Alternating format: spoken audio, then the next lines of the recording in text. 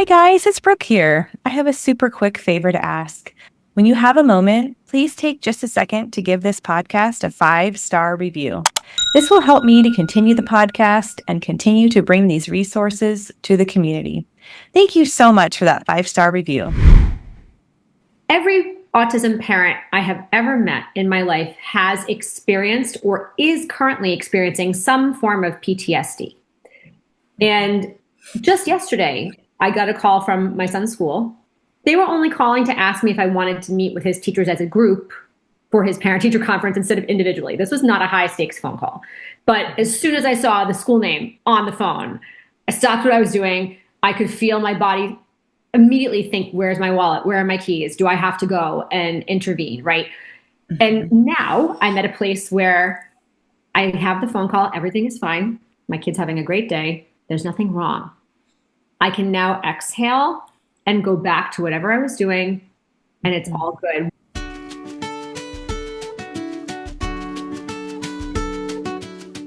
Hey there, it's Brooke, and welcome to Finding Hope on the Spectrum, where I have heart-to-heart conversations with parents, professionals, and autistic individuals sharing personal insight and life experiences.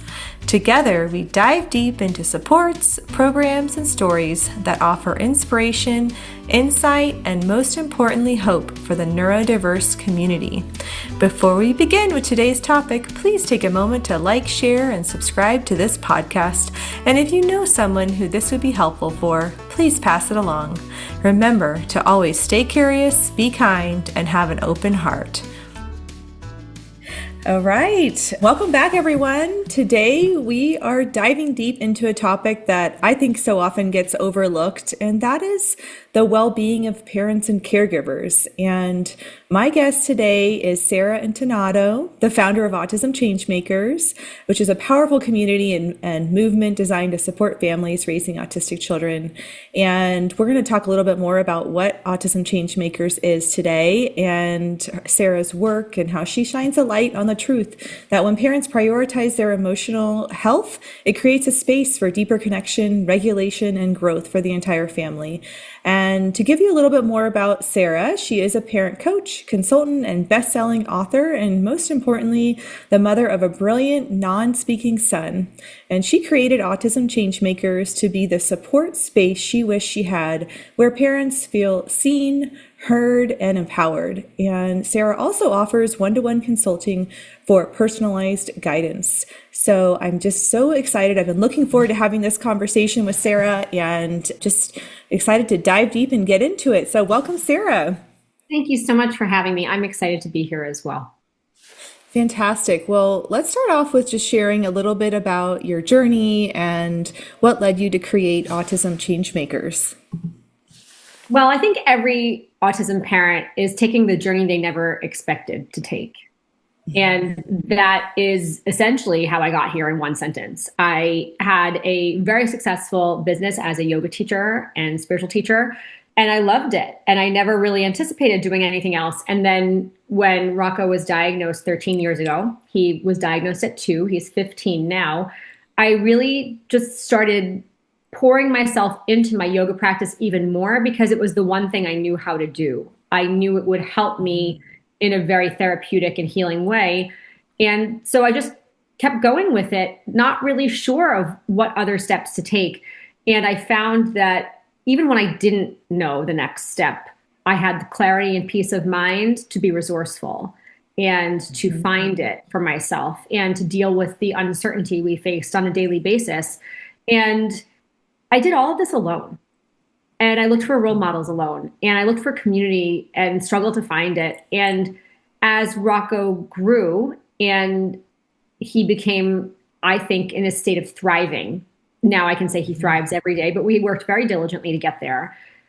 I started asking myself some bigger questions. Why do parents have to work so hard to find community where they don't have to explain themselves? Why do parents, especially parents of non-speakers, have to work so hard to find role models of people who are thriving? And to me, that just felt ridiculous. Autism is now 1 in 34 kids being diagnosed, and parents are still in 2025 feeling isolated. And I just strongly felt that this had to change. So I created Autism Change Makers to be a place where all of these things are delivered to you. Families who are thriving or committed to finding their way.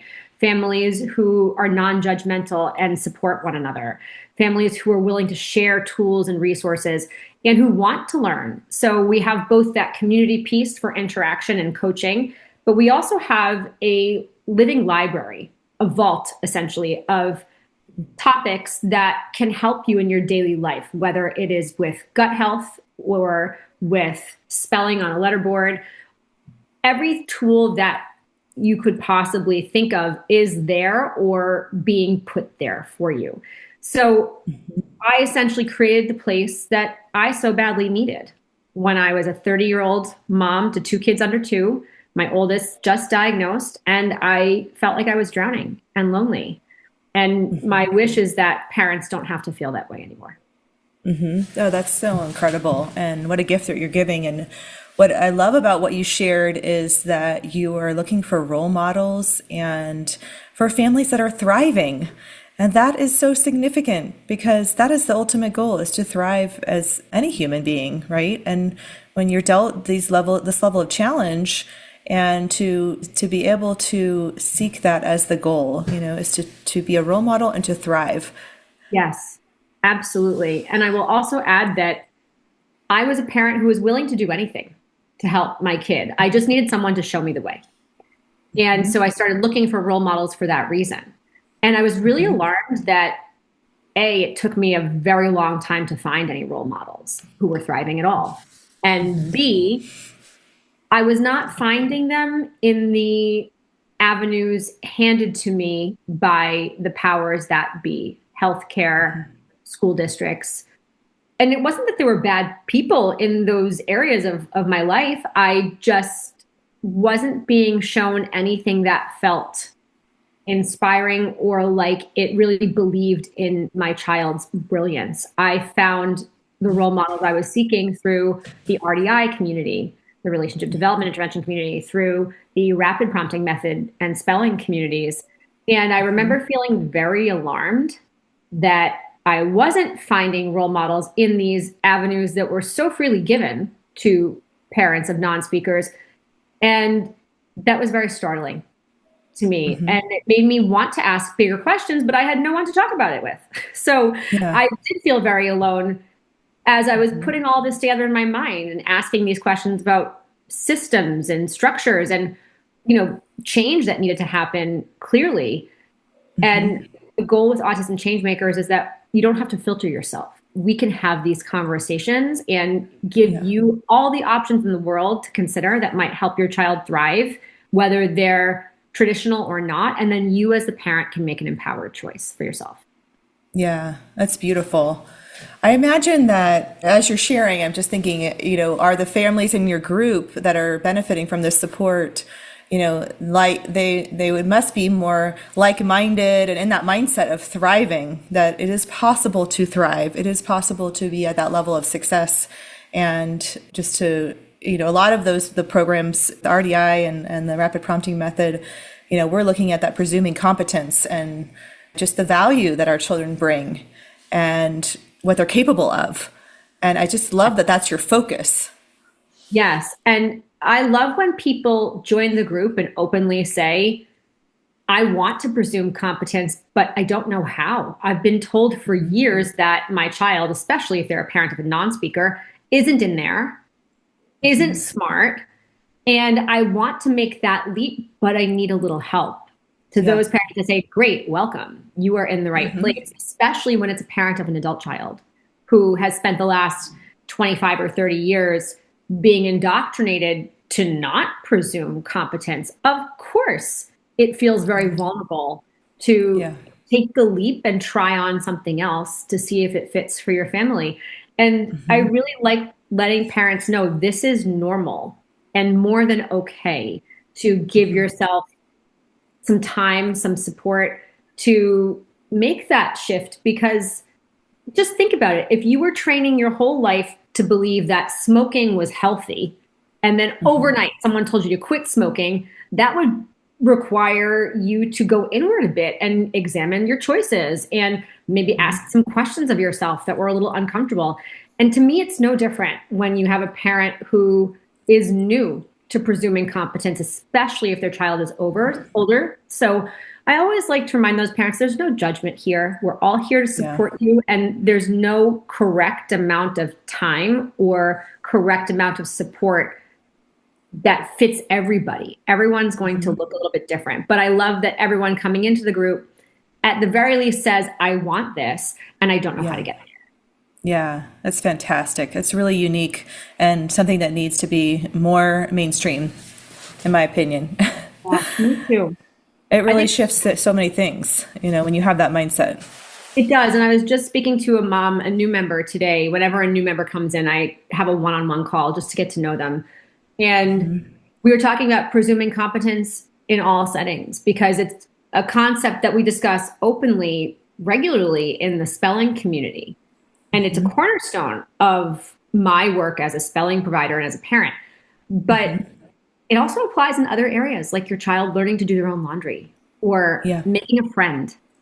And all of these things also require the parent to believe that it's possible. So it's not just something that's limited to the spelling world, though you do hear about it a lot there.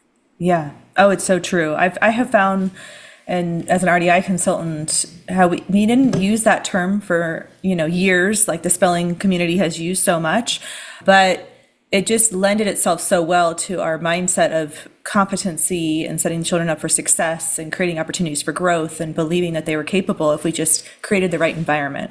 And so when I learned about it, to me, it just made so much sense. And then, it became very easily integrated into my work. Yeah. And a hat tip to the RDI world, because Rocco and I didn't start his spelling journey until he was 12. I had to get certified myself because there was no provider where we lived. And I'm so thankful that I took that route in the end. Yeah, even though it would work at the time.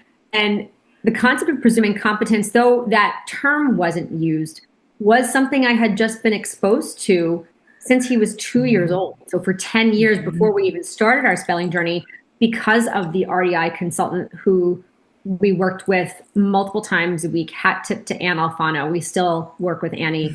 And though thankfully we need less support now than we did when he was little, she was always the person in my ear saying, believe in him. He is brilliant. Believe in him. He can do this. He might need us to support something or break it down into smaller pieces, but of course he can do it. So I'm so thankful I had years of a mentor telling me that before we even explored a letterboard. So even though she didn't use the words presumed competence, it was just understood in my house that this is something we all believe in. We all believed in Rocco, essentially. We believed in his abilities, even if it took him more time, even if he needed more supports to do something. Yeah, absolutely. It's so significant. And the best part of that is the parental empowerment, that parents are given that opportunity to see that they can do that. They can create that for their child, and their child can rise to the occasion with that support from their support. And I just think that is so powerful. I want to pause with that too, because that is also something I learned from the RDI work that we did. And it was directly oppositional to the stories I was being told in other areas, like the healthcare area with doctors or specialists, or even in the traditional therapy area for autism. In those modalities, what I found was parents were essentially told, oh, you're just mom or dad. You sit over here, and we, the experts, will be the ones to help your child. And Annie, my RDI consultant, was the one who said, Sara, you are the change maker. That's how I came up with the name Autism Change Makers. She said to me time and again, you are the change maker for your own child. Don't wait for school to do it. Don't wait for the therapist to do it. You are the change maker. And when she first said that to me, I was sort of like, what is she talking about? I am a mom of 2 little ones. I'm still breastfeeding my younger one. I have no idea how autism works. I have no idea what I'm supposed to be doing, but this lady really knows her stuff and I love her and I trust her. So I'm going to believe in what she's telling me about me being the change maker, even though I have no idea how to do it right now. I trust that I will figure it out and that she will help me figure it out. And she did. And I'm still figuring it out, of course, because our kids are always changing and growing as new phases of life emerge. But she was the first person who really empowered me, the parent, to be an active participant in this process instead of sitting on the sidelines. And I think that was really crucial for me because not only are autism parents indoctrinated with the belief that you're not an expert, sit down and be quiet. This happens everywhere, including school meetings.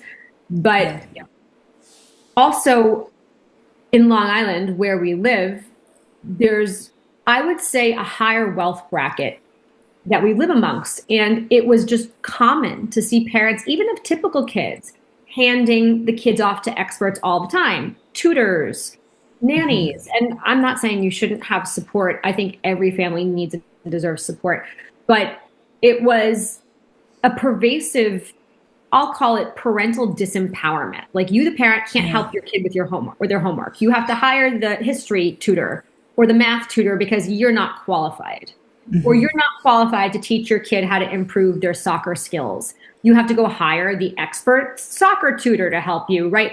And so I think there was just this mentality of parents not being active participants that was surrounding me, no matter where I looked, even in the typical world. And so I was really thankful for Annie's disruptive conversation with me that said, no, sorry, we don't believe that. And you're going to have to pony up and learn how to be the change maker because you are the person that's going to help him. There are conversations that stand out in my life. And I'm sure you have these moments too. Conversations where you remember exactly what you were wearing, exactly where you were, because they changed the course of your life. You remember every word. And Annie and I had one of those conversations on this topic in the backyard of my house. I was wearing a green t-shirt from Old Navy. And she called me out because I was scared. I was scared I was going to do it wrong. I was scared that my kid would regress more and it would be my fault. And she was the one who basically gave me a loving slap in the face verbally. Okay, time to get out of your frozen state and step up. And it was an uncomfortable conversation. She called me an ice queen with love. I've never been called an ice queen ever in my life. I don't care to repeat it. It made an impact.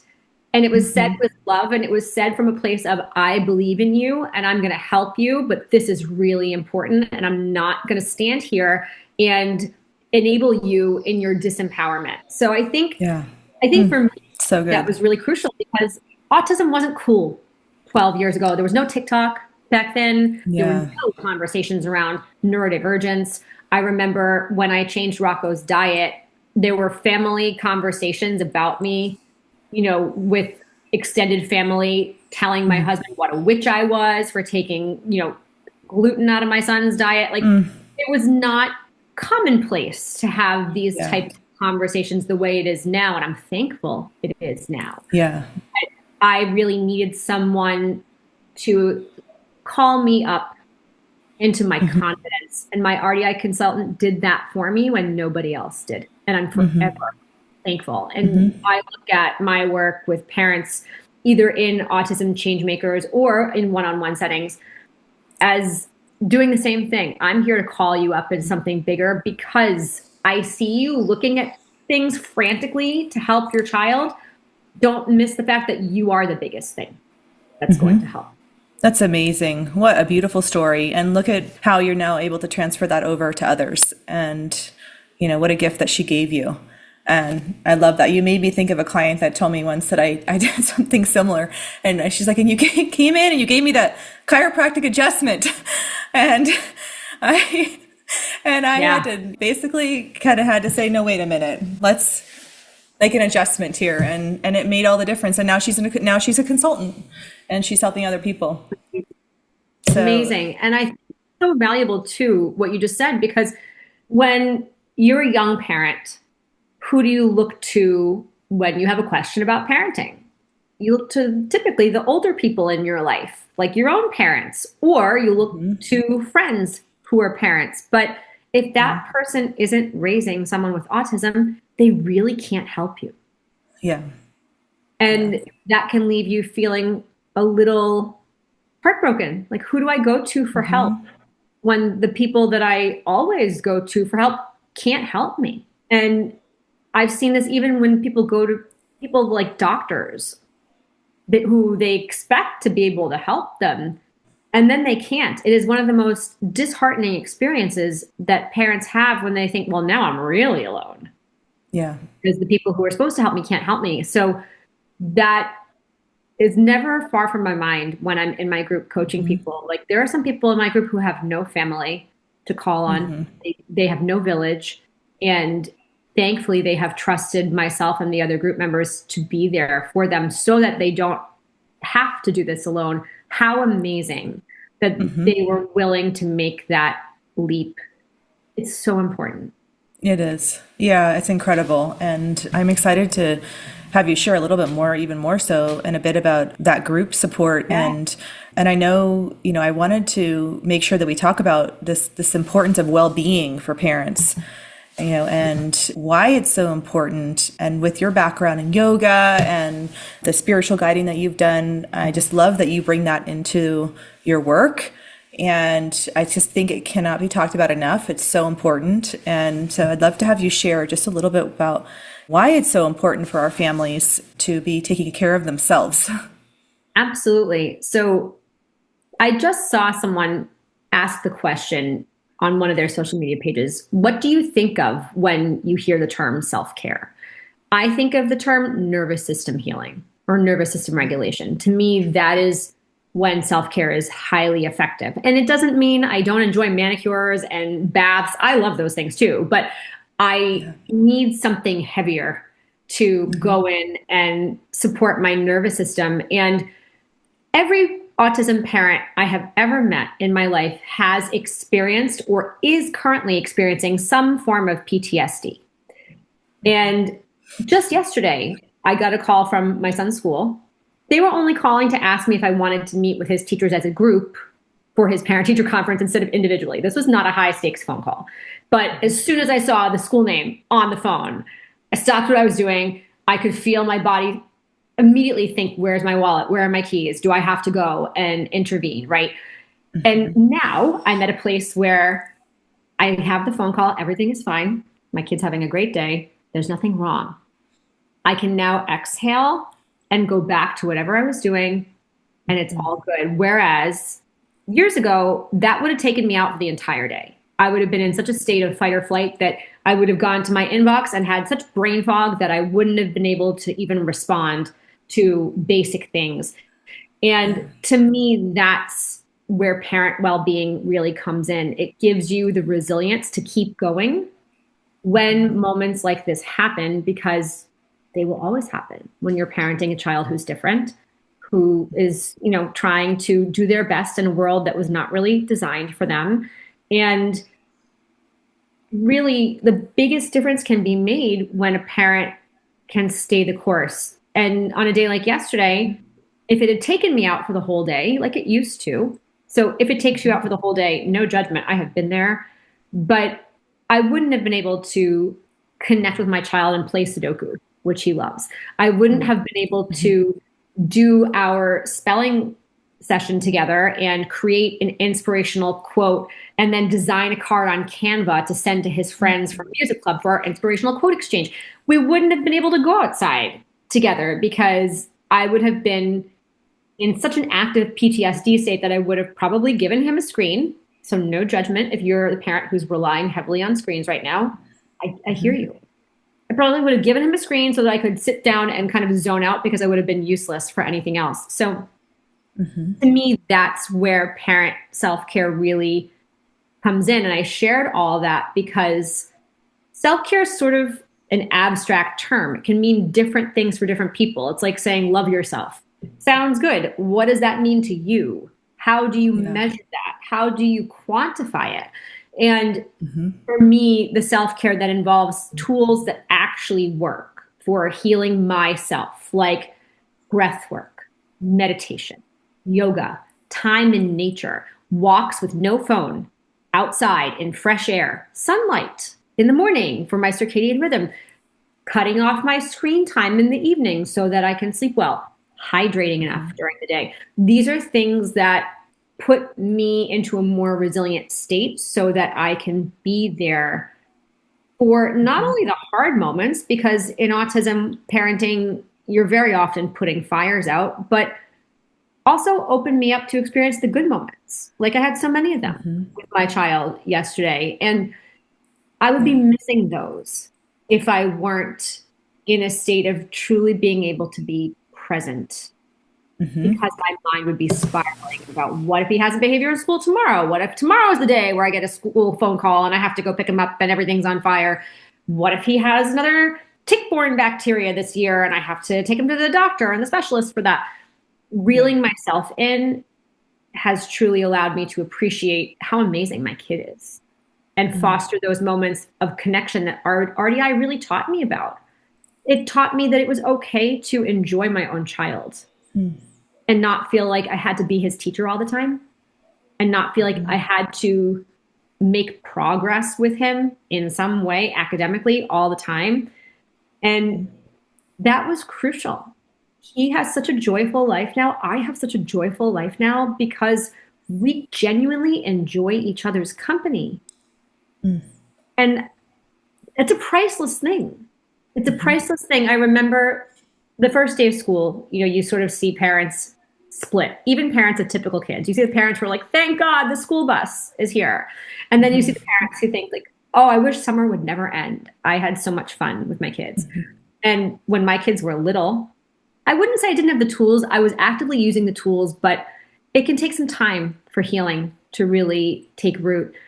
I would be the parent who was like, thank God the bus is coming because I just don't feel confident that I'm giving my kid what he needs. And after years of RDI realizing I am what he needs, I'm the person who cries when I have a quiet house the first day of school because I miss my kids. And I had such a beautiful summer just enjoying them. And I think for me, those moments are powerful, the most powerful testaments to parent well-being that exists. Is there anything more valuable than just enjoying your life with your children? And is there anything more valuable when you've been a parent who's been in that state of constantly having a fire to put out, like everything is an emergency, to feeling like, wow, life is so fun? It's like I can't even articulate properly how beautiful it is to now feel like, and I could get emotional, like I can tuck my kids into bed at night, including my non-speaker, and I'm like, you're just the most amazing person, and I love spending time with you, and I can't wait to do it again tomorrow. Yeah, that's what Parental does. It's beyond powerful and beyond important, and so many things you shared just stood out to me, and I just appreciate you sharing that whole path and that story. And what I loved is that you talked about the nervous system and the healing of that, and how incredibly important that is, and what a number it can do if it's not in a healed state on all of your interactions and your life in general. And we talk a lot about well-being in RDI and quality of life, and what you just described is a high quality of life. That's the ultimate goal, right? Yes. For our families and for everybody. And we know that happiness comes from connections and feeling connected emotionally with another person, another human being. That's what our souls need. Yes. And it's a human right. And so that value of that, to slow down, to be able to have that, see that it's possible. Now now there's no going back. Yes. So because you've built that. Yes, absolutely. I will say I'm doing a letterboard challenge in Autism Change Makers this month, since everyone's parenting a non-speaker or a non-productive or non-reliable speaker in that group. And I always laugh to myself because that phrase, sell them what they want and give them what they need, comes to mind. Like I'm selling them on the idea of like, your child's spelling is going to improve, and it does. But what they're actually getting is learning how to connect and enjoy their child, whether they spell a word or not. And my favorite feedback from the challenge has been a mom of an 18-year-old who said, I learned something new about my child today. Like you would never have had that if you were Yeah. going so fast that you didn't take the time to connect. Like this is the whole point. You're getting to know Hmm. your child in a different way. They're getting to know you in a different way. It's so special. And it's something Hmm. that you never take for granted when your child can't talk to you verbally. It's Yeah. just phenomenal. And truly, RDI is always a cornerstone of the work that I do in there. And if you're a Hmm. parent who's feeling like, I think I'm in fight or flight and everything is on fire in my life, I just want you to know there is no judgment and it can change Hmm. anytime. And I'm not going to lie to you and say that there's no work involved in the change. There is, Yeah. but it's change that's worth doing. And when parents say, I don't know if I'm in fight or flight, I don't know if I'm, on the right path or not, I always give this example from my own life when I was in a really intense state of overwhelm when Rocco was little. I was so overwhelmed, I couldn't even open the mail. The mail would come, and if it was a letter from my district, I was like, I can't even, I literally would hand it Yeah. to my husband. And I was like, can you read this? Because I'm sure it's something important, and I just can't. Yeah. And what I've seen in my work is a shocking repeat of that pattern in any family that I see in crisis mode. I see a lot of families that look functional on the outside. Hmm. The house looks nice, like everything looks like it's handled. They've got some good support for their child, and they're not opening the mail.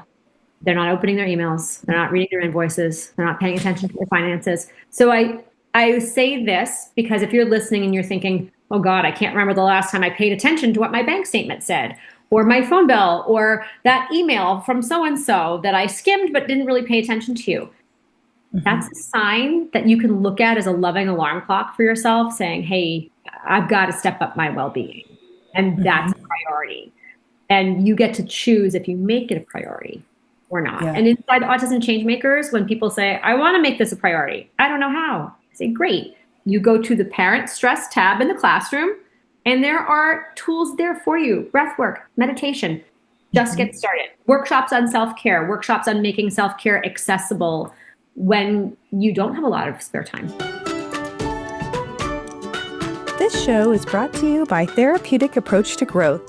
Therapeutic Approach to Growth helps families with relationship and behavioral needs. Their holistic programs are individualized to honor and respect each family and their autistic son or daughter's sense of self through programs such as relationship development intervention, naturalistic ABA, and animal-assisted services.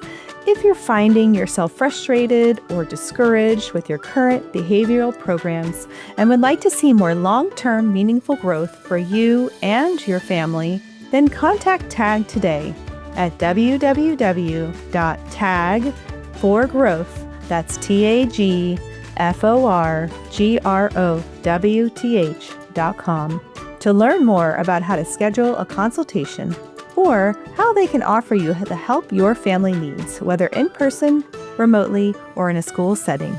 Again, that's www.tagforgrowth.com.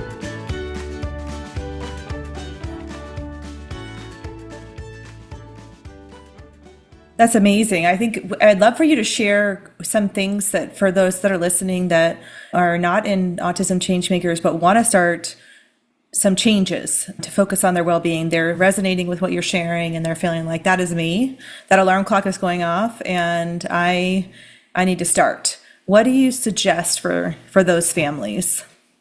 I think the best thing you can do is to give yourself 5 minutes with no stimulation, just taking deep breaths.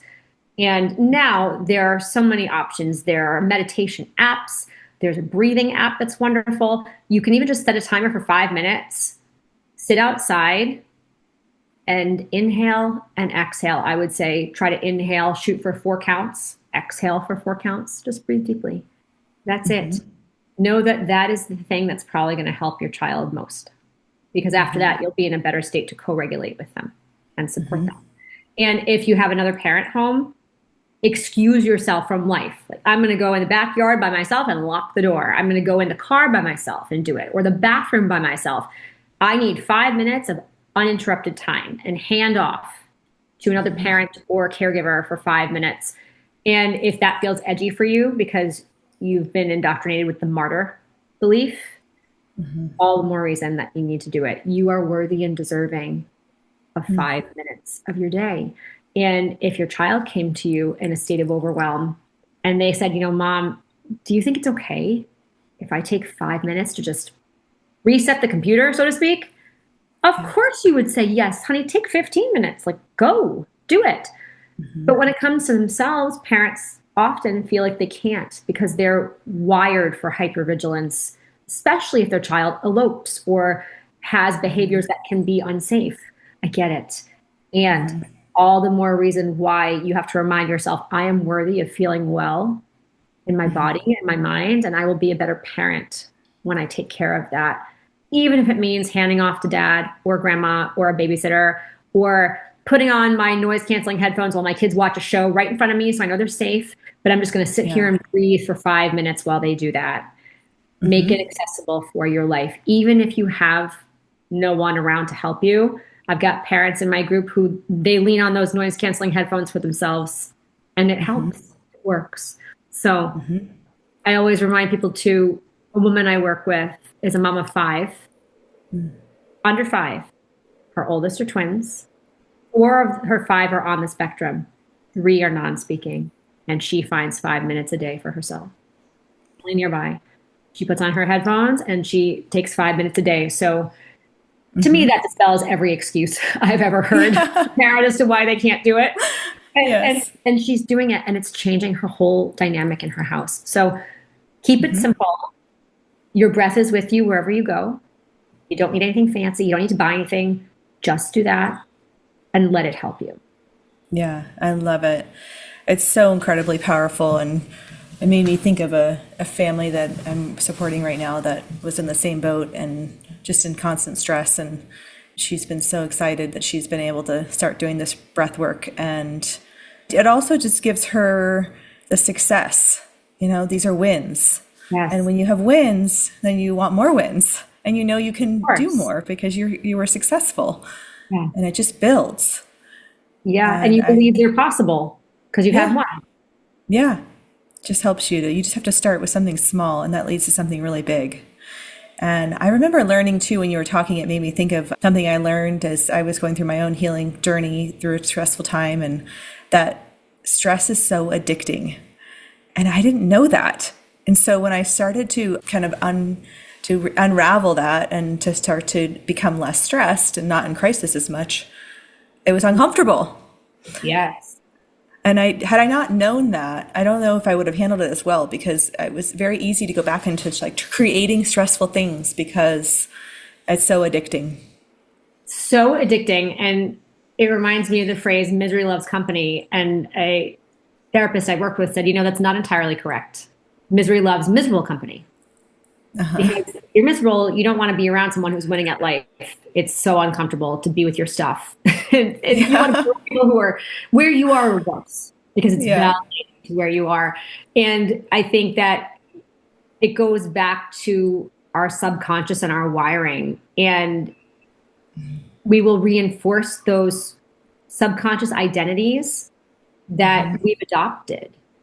And if we've adopted the identity that every day is stressful, our subconscious, your brain will actually look for evidence that that is true in your life. So when something little happens, like you break something in the kitchen, your brain will take that on as evidence. See, everything is stressful all the time, instead of taking it on as, oh, look, I dropped something in the kitchen. Oh, well, I'm going to clean it up and keep going. And this is something that actually impacts your body. You said it perfectly. It felt uncomfortable. Your brain will tell your body, oh, wait, this is unsafe. Don't do it.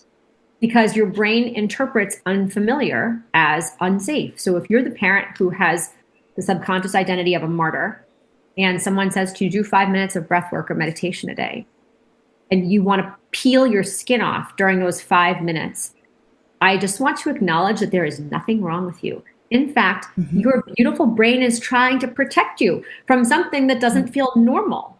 The work is in letting that disintegration anxiety be there letting the discomfort be there as you consciously choose to shift your identity. This is the exact same reason why somebody who's in an abusive relationship consciously knows it's not healthy, consciously knows they should leave, keeps going back. Because when they try to leave, it's so unfamiliar. Their brain starts to signal, unsafe, unsafe, even though it's actually far more safe to leave. Yeah. When they go back, their brain releases peptides into their cells that says, safe, even though it might legitimately be unsafe. So if you're starting to step into your own well-being and it's feeling uncomfortable and you're feeling kind of icky about it, I want to say congratulations. This is a sign that your work is working. Your job now is to just breathe. Remind yourself this discomfort will pass and keep going. Don't interpret the discomfort as a sign that you should stop. Yeah. Which is what a lot of people do. Oh, it's so well said. I'm so glad that we touched on that because I think it's so important, and it makes it, once you understand it, then when you're feeling it, you're like, oh, that's that. Okay. That's a normal thing. That's not something to be alarmed by. That's actually a good sign. And keep going. Keep going. I think so much of our accomplishments in any area of life, parenting included, self-care included, are based on our ability to tolerate discomfort and be with that, especially if there's some uncertainty there. For example, if you took sugar or gluten out of your child's diet and you're not sure yet if it's working, being able to just be okay in that uncertainty that, well, we have to watch it and see, is so valuable, because many people quit when the discomfort comes up and then they never know if something really could have worked or not because they quit in the discomfort phase before they really gave it a chance. So your self-care will, if you're working with your nervous system, getting your vagus nerve engaged in breathing or meditation or whatnot, that will change your ability to handle that uncertain phase, that discomfort. And it's crucial. Yeah. Crucial. Well, and I think that I want to make sure we talk about the importance of the impact of our own state of regulation. You mentioned co-regulation when you were sharing, and your ability to co-regulate with your child when you're in a more regulated state. And I know we've had a lot of spellers share that they want their parents to be able to be more regulated, that it's having an impact on them when their family or their family member is not as regulated. And I think we should talk a little bit about that because it's another valid reason why it's so important to work on your own nervous system as a parent. Yes. Just for the sake of your child. Yes. And I want to speak to this in the context of a really intense behavior that your child might be having. I know co-regulating is pretty easy when your kid's having a good day. If your kid's having a good day and you can't co-regulate, that's on you. But I would say if your kid's having a tough day and maybe their tough day looks like self-injurious behaviors or aggression or really intense irritability and frustration, that can be very dysregulating for a parent, because every parent wants their child to feel safe and supported and well. And when you're in those intense moments, that can feel harder. And I coached a woman one-on-one once who had a 10-year-old son. He was a speller. And he was so mature. His words really moved me. He was having very intense self-injurious behaviors at the time. And she was worried for his safety. Like, he would sleep through the night and she would be on Google at 3 a.m. trying to find solutions to help him. I'm like, you should be sleeping. But she couldn't, because she was in a state of fight or flight.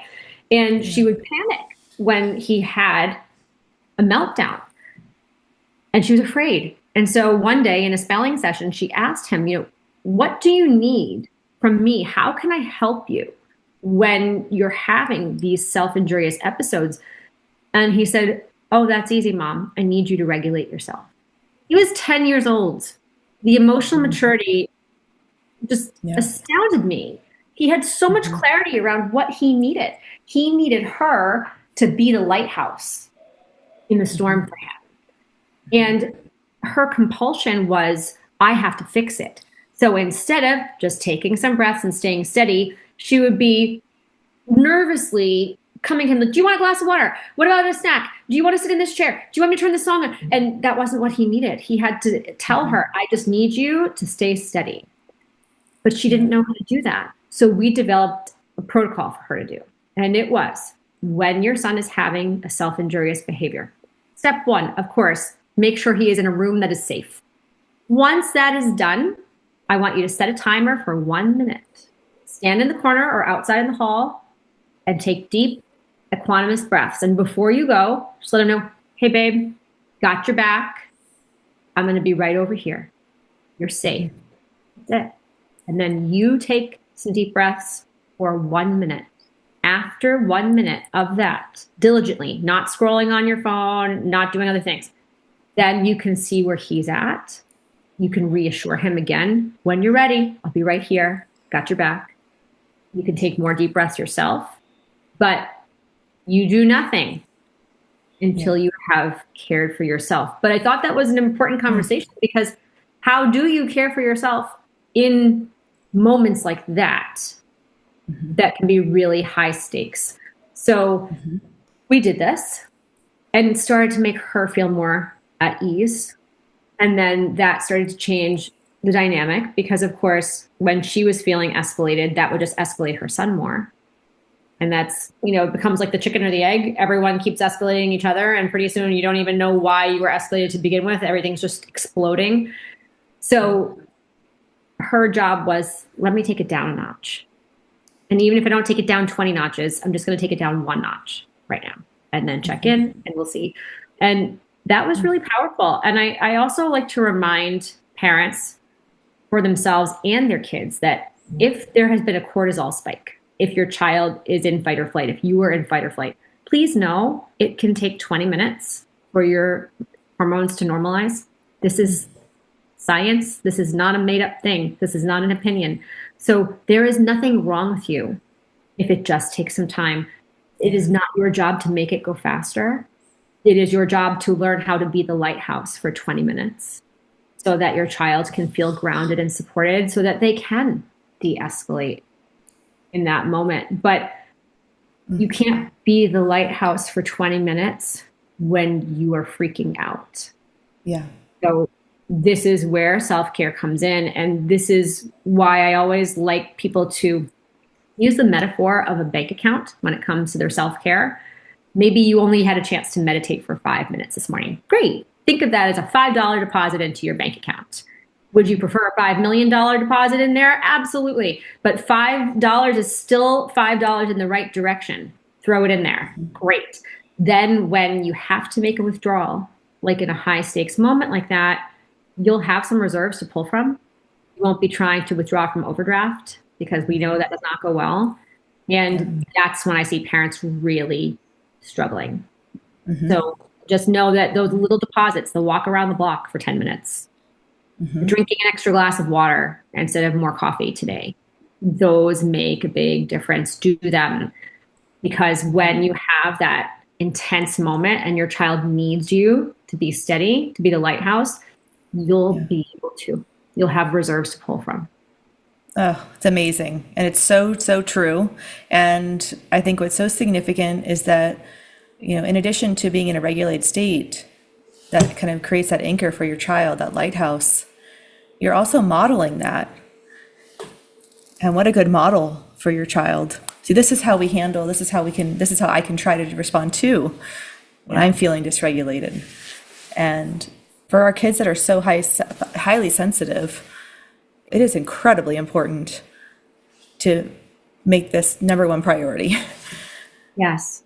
Yes. And I also want to say that there's a brilliant occupational therapist. She happens to be my neighbor, Lori Flynn, and her Instagram handle is OT4, the number 4, ADHD. And she talks a lot about this. And she always tells me how when she's in a school setting, anyone who loves your child, parent, teacher, whatever, wants to rush in and help when they're having a difficult moment. Do you need this? Do you need that? Do you want this? Do you want that? Do you want to sit over here?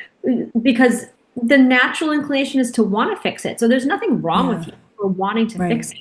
Her job, she said, a lot of the time is reminding people, reassure the student, let them know you're safe, I've got you, I'm right here. And that's it. A second to feel like okay, you're the lighthouse. I'm confident in your ability to be that for me. Yeah. And then I will slowly come down. And it reminds me of Annie, my RDI mentor, said something to me that I never forgot as Rocco was getting older and, being a non-speaker and looking for the right school setting was top of mind for us. And we had many challenges before we found the right way for him.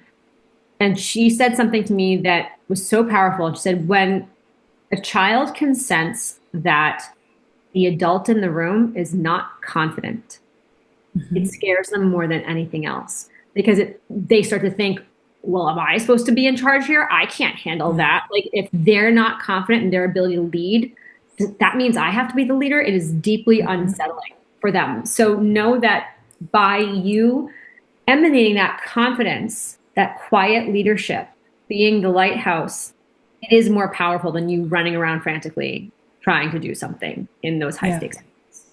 Yeah, it's so true. I love that, the way that she shared that with you. And it's so true. What I always think of is what ends up happening is the child ends up feeling like they have to make all of the decisions and carry that weight. And it's so much weight to carry. And they're just not in a position to carry that much weight, nor should they have to. And it just can lead to a lot of other challenges but the good news is that these changes lead to big things, and you can start and you can turn that path in a different direction.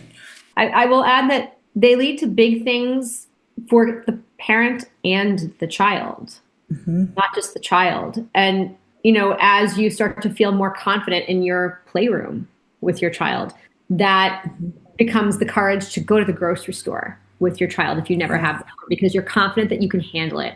They're confident that you can too. And then as that happens, that becomes, hey, let's go on a road trip together for a little longer than we normally stay in the car. That turns into, let's go on an airplane. But it starts in your playroom in order to build that confidence. Yeah. That's really, I think, what I want parents to know is you can't go out into the world and expect to be a really bold advocate or do monumental things with your child if you feel like what's happening in your living room is out of control. Yeah. And as you slowly step up and lead as a parent and get confident in your leadership, your living room will feel different. But then you'll also have the confidence to go other places and do other things seamlessly as well. Yeah, it's amazing. It's possible, and it's achievable, and it just takes one step at a time, and you can get to that place. And I know you've talked a little bit about Changemakers, and I'd love to have you just share the structure of it. So you share there's workshops. I was just curious, there's support groups or group coaching, or how does it work if a family wanted to sign up for it? Sure. So Autism Change Makers is a group that has two main functions. The first function is our community function, where it's a lot like a Facebook wall. Parents can go in at any time and ask a question, share a win, ask for help on something. We're communicating about the letterboard challenge in there right now this month. And that's a beautiful function because people can really connect and come together. So immediately the isolation is gone. And I also can coach people through things individually or as a group. Now, over in the classroom tab is where we have that vault, that living library of learning topics about anything that pertains to parenting a non-speaker.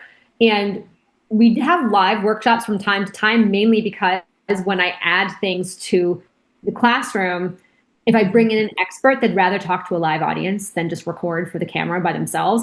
So often I will offer it as a live event while we record it, but I'll let parents know it's not required. If you prefer to watch later when your kid is napping or, at night when everyone goes to sleep, it's there for you.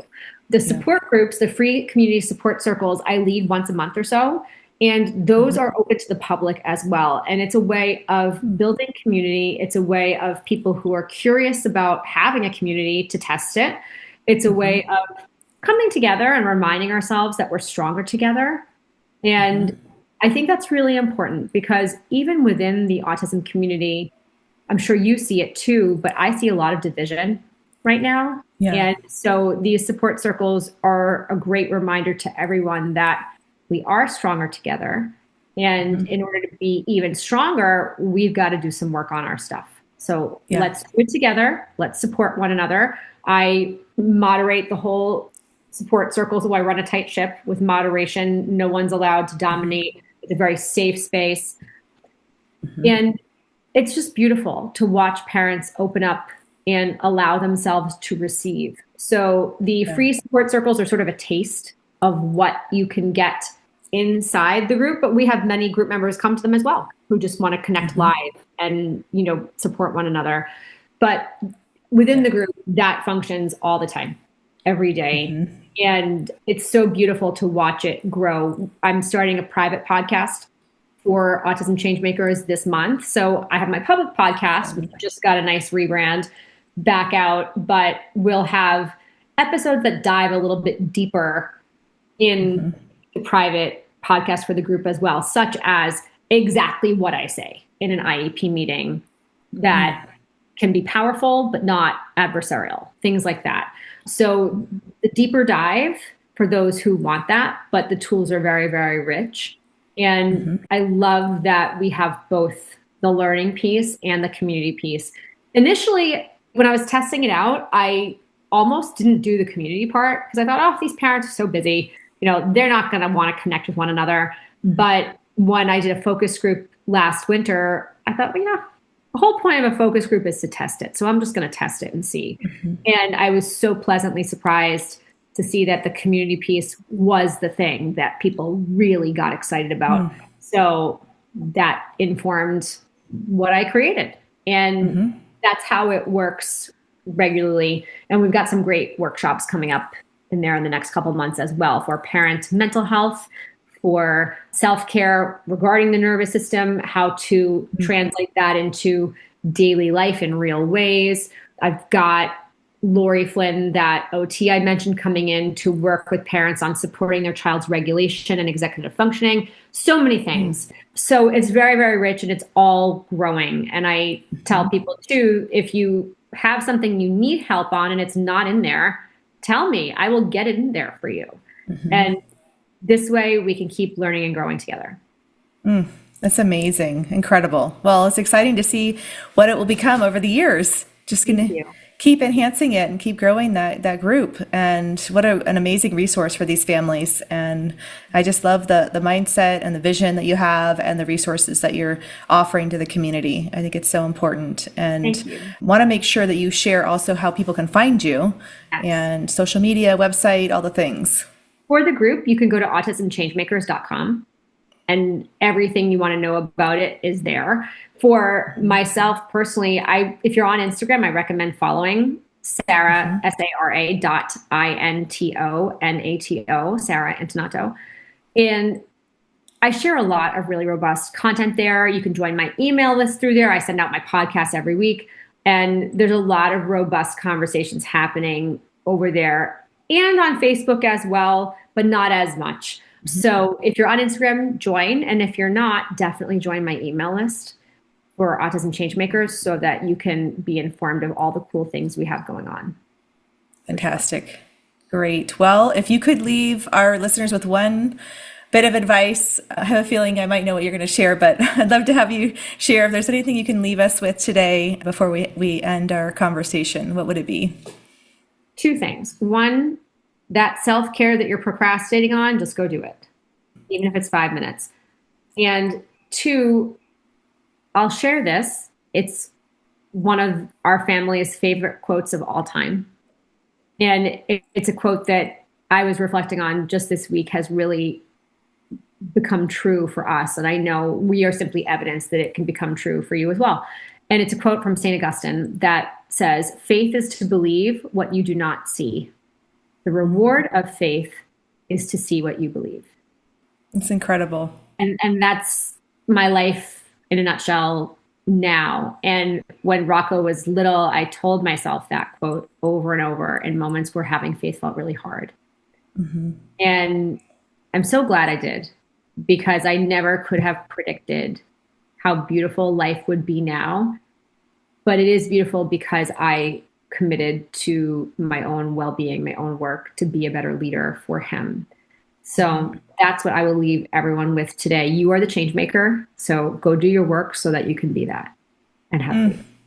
I mean, I'm at a loss for words. It's beautiful. Thank you. I couldn't have Thank said you it for better. having me. Amazing. Yes, Thank you for so having me. much. This is such a pleasure, and I really appreciate the work that you're doing.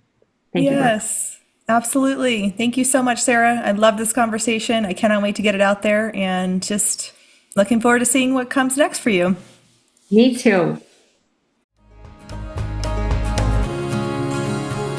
I'm dancing on the edge again. The wind is calling my name. I'm dancing on the edge again.